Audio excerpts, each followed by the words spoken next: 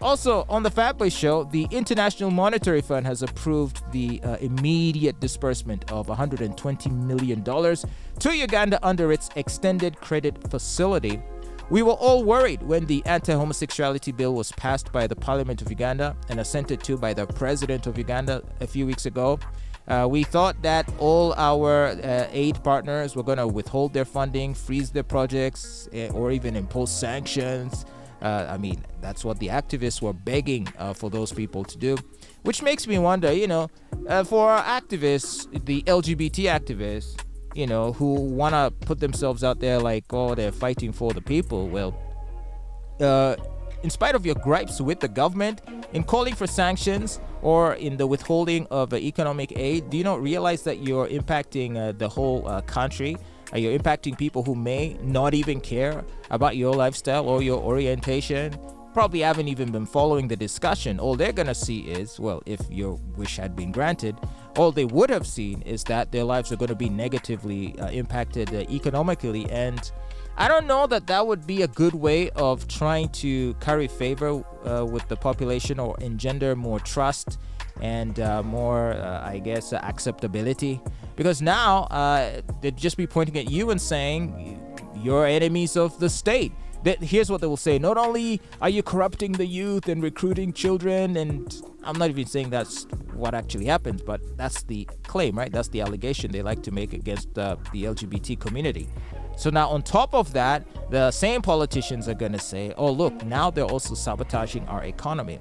So it can very easily be used against the LGBT community to make them look even more scary to the people of Uganda. So if I were an activist, and I have interacted with a lot of these guys on Twitter, let's just say, they're not the gentlest of people. They can be quite aggressive in their advocacy and in their trolling.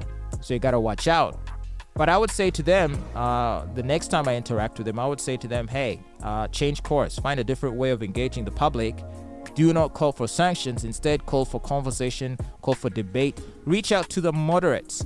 People like us who don't agree with many of the punitive measures that have been recommended for the simple act of engaging in a consensual adult sexual activity between the same gender. A lot of people aren't really gung-ho about people involved in such relationships being arrested.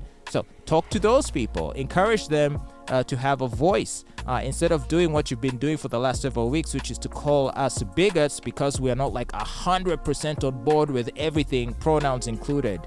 Because now you've decided to hitch your wagon on the trans people as well, which to me strategically is a big mistake. If I were an LGBT activist, I would distance myself completely from the trans movement because I do take the view that the trans movement is going to be the undoing of the LGBT lobby.